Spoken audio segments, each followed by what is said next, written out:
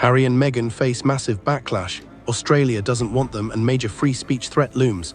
Australia pushes back against Harry and Meghan's visit. Australia, as an entire continent and country, has made it very clear they do not want Harry and Meghan to visit.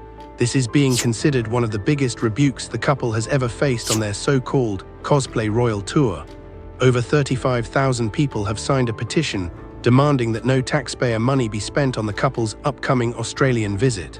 Harry and Meghan are reportedly so upset by this that they have actually lashed out at the petition publicly, which itself reflects just how much people dislike them and how badly the couple continues to misread the room. They announced this visit a full month in advance, apparently expecting people to be excited.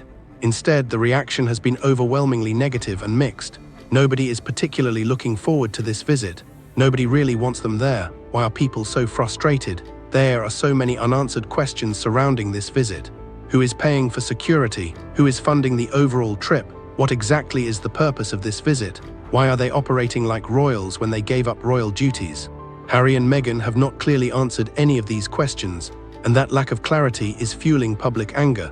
This reaction also reflects just how poorly Harry and Meghan have managed their public image over the last 5 to 6 years since stepping back from the royal family. They have handled things so badly that people no longer understand the point of them. Why are they there? What are they doing?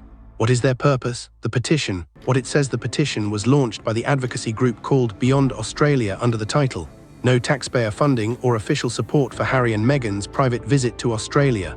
The petition statement argued that at a time when Australians are facing significant cost of living pressures, including rising grocery bills, fuel prices, mortgage stress driven by interest rate hikes, and increasing energy costs, public resources must be used responsibly and allocated fairly, without special treatment for high-profile individuals. The group behind the campaign stated clearly, the activities are private and commercial and must be treated strictly as a private visit.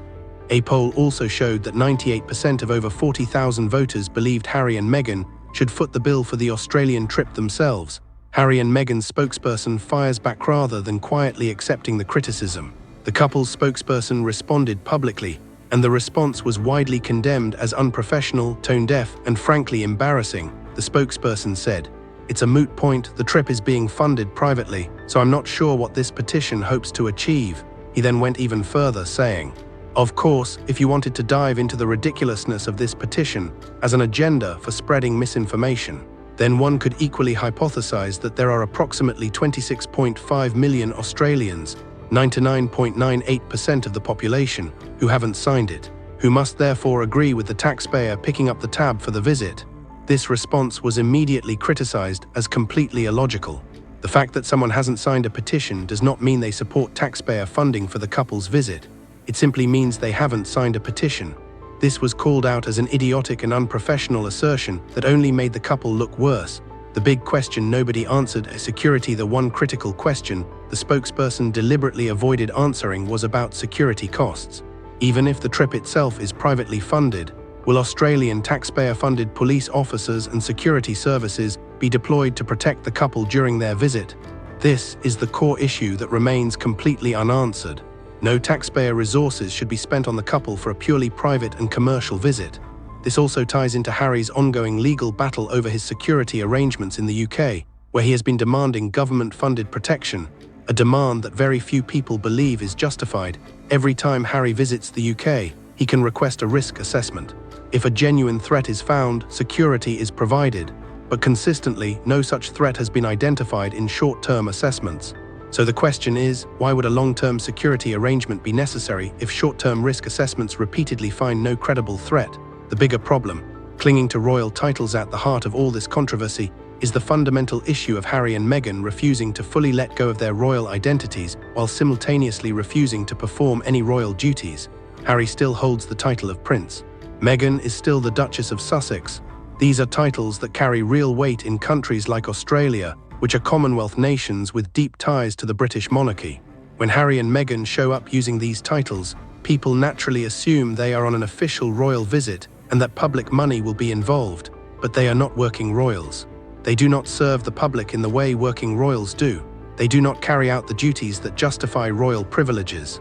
Yet they continue to use the titles because, quite simply, those titles are the foundation of every deal, every opportunity, and every dollar they have made since leaving the royal family, their Netflix deals, their Spotify deal, their speaking engagements, their entire public platform, none of it would exist without the royal connection.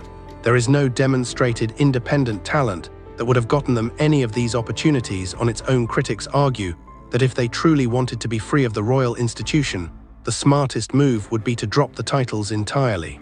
Go by Meghan Sussex, go by Harry Sussex, embrace life as regular celebrities, focus on producing content and building a genuine career.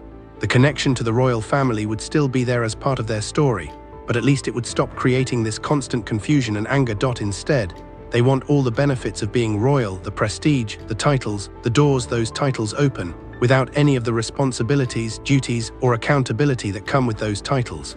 That is what people find so deeply frustrating and hypocritical. Normal celebrities do not announce tour like this. They do not show up in countries expecting to be treated like visiting heads of state. If Harry and Meghan wanted to do a speaking event in Australia, they could simply go and do it quietly.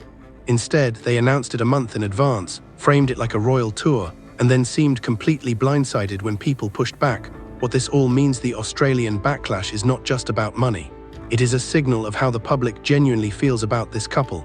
The fact that over 35,000 people took time out of their day to sign a petition specifically saying, "We do not want you here and we do not want to pay for you," is a significant statement.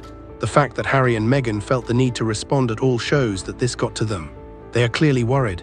Behind the scenes, they likely expected this Australian visit to be a triumphant moment, proof that they are still relevant, still loved, still worthy of public attention. Instead, it has turned into yet another PR disaster. Landmark social media addiction verdict, bad news for free speech. In a separate but hugely significant development, a Los Angeles jury delivered an unprecedented verdict in a landmark social media addiction case, finding both Meta and Google liable for the mental health harm caused to a young woman known as Kay. What happened in the case? Kay sued Meta and Google, claiming that her childhood addiction to social media, specifically Instagram and YouTube, caused serious harm to her mental health. The case went to trial and lasted approximately 5 weeks.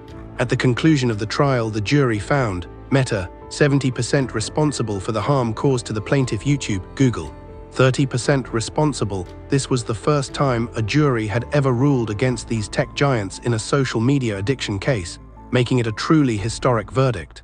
Snapchat and TikTok were also originally named as defendants in the case, but both companies reached undisclosed settlements with Kay before the trial concluded, choosing not to go before a jury.